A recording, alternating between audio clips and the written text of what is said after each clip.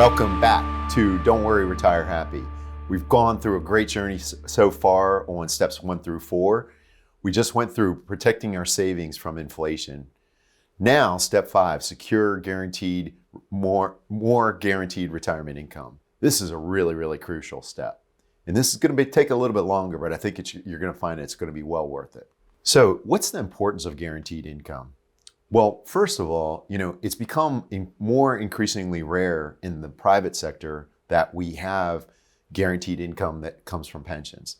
Mostly what we find is where are the pensions located? They're in the federal, state, and municipal areas. Studies have really found that those with pensions have higher peace of mind, satisfaction, and less worry.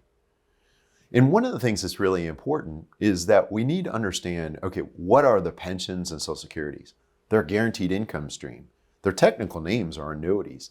All an annuity is a guaranteed income stream. So as we look at the 3 guaranteed income sources during retirement, we have Social Security and pensions, and we have annuities.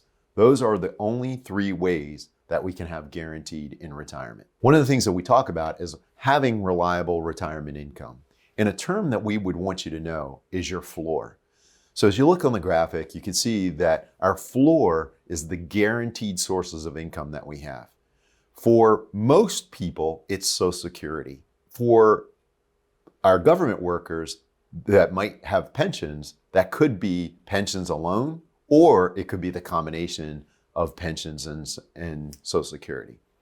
In the private sector, it's very rare nowadays to find a private sector organization that offers a pension. If they do, it was for people that might have been there previously and are grandfathered in. It's not likely that newer employees are going to have a traditional pension or what they call a defined benefit pension plan. So for us at Hartford Financial Group, we talk about the difference between probability-based income versus promise-based income. And so as we look at this, the promise-based income is the guaranteed incomes that we're going to get from Social Security, pensions, and potential income annuities. Probability-based income is our portfolio that we might have in our traditional 401ks, 403bs, thrift savings plans, IRAs that are made up of mutual funds, bonds, and stocks. The reason they're probability-based income is that they don't offer guarantees. So one of the things that we look at is the success of your retirement is really not about your assets. Many times people talk about a number that they have and achieving a number and so on.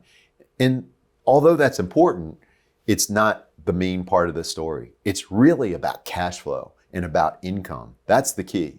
Now, one of the things that can happen with assets, they can be lost, stolen, swindled, sued, divorced, or decimated in a market crash. Whereas income, that is the key that we all want. So the success of our retirement really depends on 2 questions. How much guaranteed lifetime income do you have? And have you taken the key risks off the table? And we're going to talk more about that now.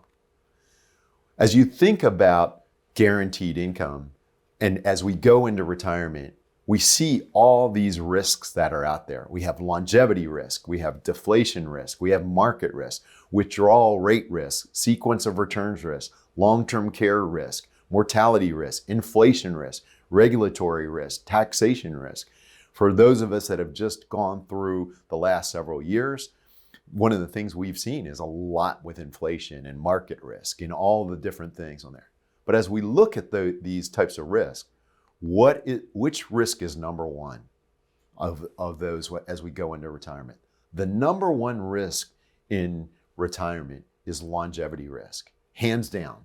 And why is it so? It's because it's considered a risk multiplier.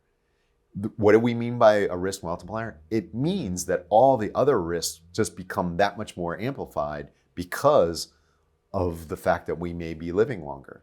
As we talked about back in the hybrid retirement type things, the life expectancy has dramatically increased. And as a result of that, it's been great at one level, but at another level, now we have a lot more uncertainty. So how do we come up with a plan for longevity risk? Well, one of the things as we look at this, traditional investments, such as the stock funds, the mutual funds, the real estate CDs, The challenge that we have with them are they provide probability-based income. They do not offer us any guarantees. So one of the things that we do is, how do we do that? If we're looking at that probability-based income, you may be familiar with the bucket plan or time segmentation, looking at your assets in the area of now, soon, and later. Now is what you need for the next year, soon is what you need for the next 2 to 10 years, and later is in 10 years and beyond. What we found is when people divide up their investments in these different buckets, it gives them a lot more comfort. But however, it still is not guaranteed. So what are things that we can do? If we don't have those traditional pension plans, then we can potentially use lifetime income annuities. Now, lifetime income annuities can be controversial. Some people like them, some people dislike them. As a fiduciary, we feel you should understand them, whether you use them or not. One of the big advantages of a lifetime income annuity is that it can raise your floor. If we go back to what we were talking about before, that floor is the guaranteed income that you have that cover your expenses. And you could say it's a guaranteed paycheck for life. As we talked about before, it's a method to raise our floor. Melissa talked a little bit about Social Security claiming strategies. We can get more guaranteed income by increasing the time that we wait for Social Security, potentially going up to age 70. Another option that we could do is to carve off a portion of our portfolio and use private pension insurance through the use of an income annuity. One of the things that's really important to understand is sustainable withdrawal rate. What we find as we work with our clients, the top concern for most people is running out of money. So as a result of that, when you think of your portfolio, you have to make sure that you are drawing it out at a sustainable withdrawal rate. You want to make sure that essentially you're living off of interest, not tapping into principal. I jokingly will tell people, if you tell me when you're going to pass away and how you're going to spend the final years of your life and what that's going to cost, it just becomes a math problem. But of course, none of us know what that's going to be. We don't know those answers. So we have to make sure that we're living off the interest.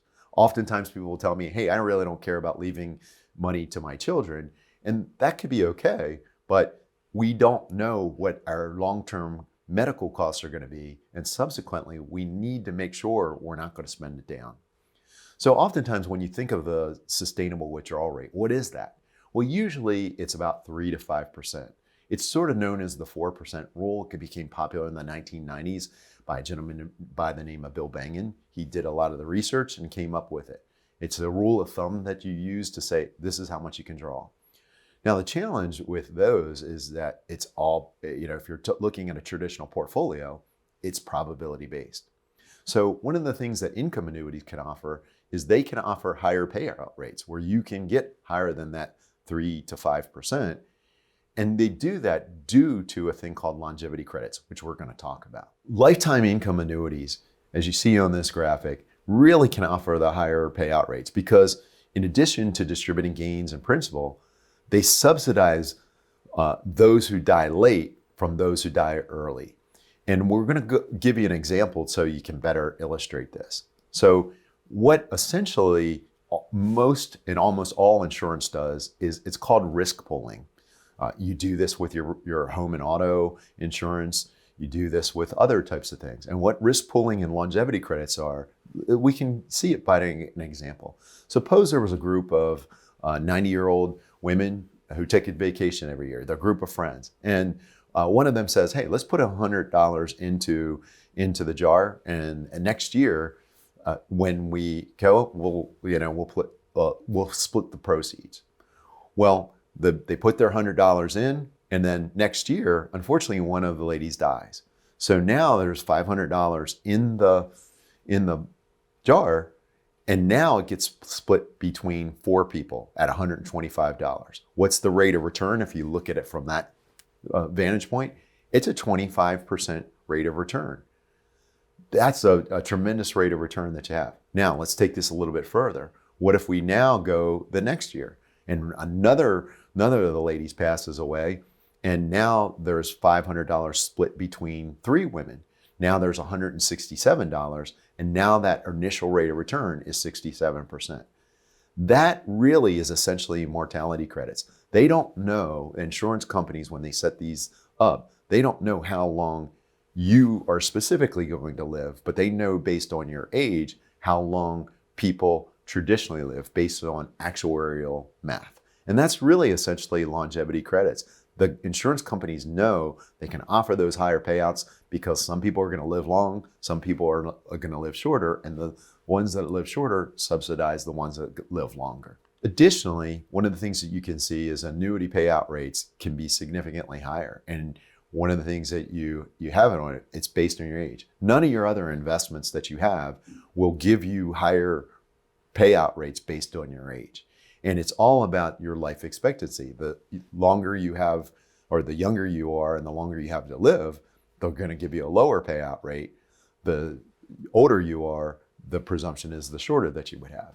Additionally, as we think about annuity payout rates, what's important for us is that when we work with spouses, we often want to make sure that there's lifetime income that goes to either spouse, whether we don't know who's going to live longer one way or the other. Traditionally, women live longer than men, but that's not always the case. And so we want to make sure that they have the higher floor, the higher promise-based income over the long time. So a big question is, how much should I put in a lifetime income annuity? Well, there are a couple questions you really want to ask yourself when it comes to it. Do I have a pension? For a lot of our clients that have traditional defined benefit pension plans, oftentimes they really don't need that. It goes back to expenses. They may have all their essential expenses covered from the combination of pensions and Social Securities. Also, as we talked about, how much is our Social Security benefit to go along with that? Did we work longer and get a much higher benefit from our Social Security, or did I delay on taking the Social Security? Those combinations really sort of begin. That's our initial floor. We also understand that there's personal preference. There are some people that have aversion to using insurance products, and the good part about it is that you do not have to use these types of products to fund your retirement. However, you can look at it one of the conversations that we often have is, how much of your income do you want to be promise-based? How much would give you that peace of mind? And how much would be probability-based, that you know that it's going to go ride on the ups and downs of the markets? A study that's really been instrumental for us is one that was done by Ernst & Young, the accounting company. And so they're not in the industry, they're independent. And what they found is that the ideal mix, where do you find between getting the maximum lifetime income, not running out of money, and then maximizing what you leave to your loved ones, is traditionally about 70 to 80% traditional investments and about 20 to 30% insurance. So the traditional investments, the 70 to 80% on there is no long-term rates of return like the stock market.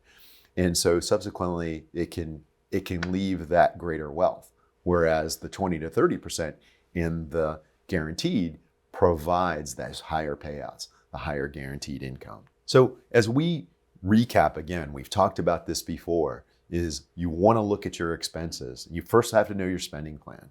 You want to look at it and divide it up between essential expenses and discretionary expenses.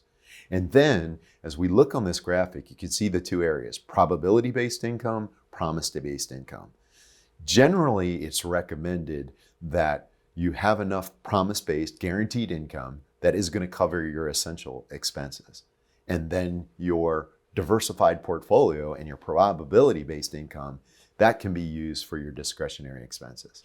So as we look at this example that we have here on this slide, this is a gentleman that had $1 million in his portfolio, and his goal was having $90,000 on his spending plan.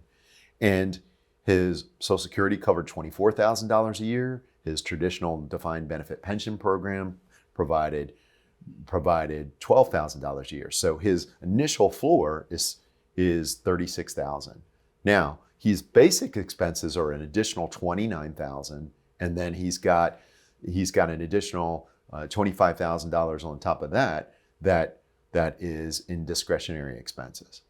I'm going to pause and let you think about that on there. So $36,000 in guaranteed income in his floor, and then the remainder, $64,000, he has in essential and discretionary expenses.